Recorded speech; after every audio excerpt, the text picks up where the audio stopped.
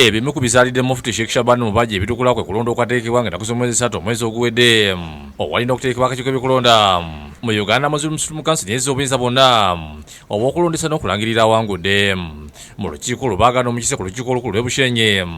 Hajji Hassan Basajja balala basunga akakiiko kaali kasimbye abantu bana okwesimbawo. Kino kyaleka abakulembeze b'olukiiko ate bamatidde ne baddukira mu kkooti y'emmengo kibyekubira enduulo nga wakanyikya Mufti Mubajje okutyobola ssemateeka.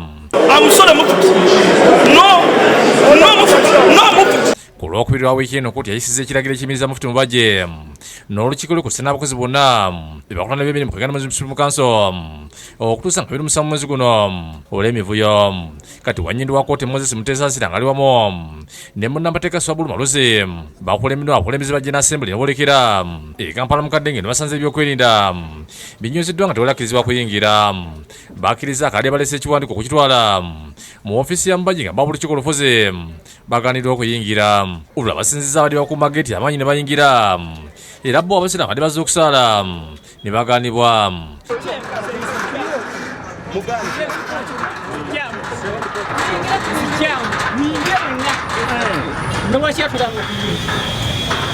Amu ku basiraamu bakulumira abakulembeze b'obusiraamu olw'okubalemesa okuyingira omuzikiti gwabwe ne beewunya ekituuse mu ggwanga.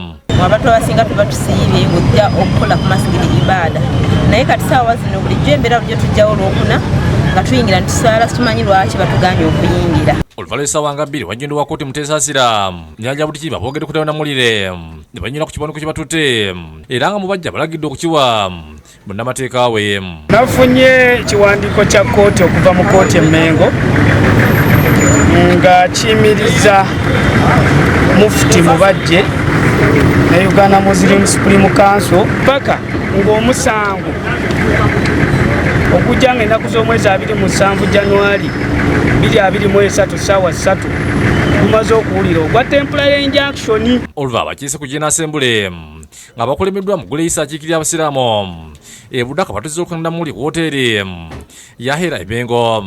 Eno mukiseera asomye ekiwandiiko kya kkooti ekiyimiriza Mubajje ne banne ku mirimu.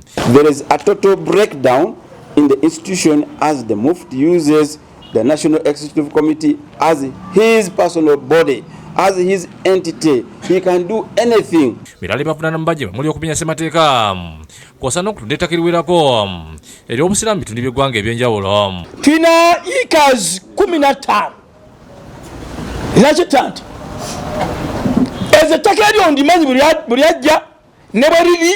Hajji Kimba nga yakiikirira abasiraamu era nga amusabye alage ensasanya mu 2 n'ekitundu ez'aba President Museveni okukola ku ssemateeka w'obusiraamu n'okuteeka okulonda.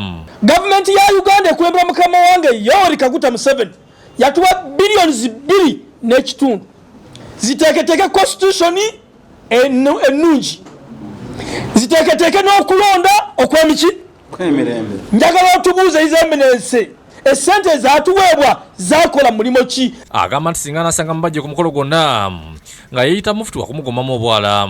Twetereze bw'onaagaana okutereza mu bulungi Mufti nja kutereza mu bubi. Download the app on App Store or Google Play Store now. Vision Digital Experience, the future of media.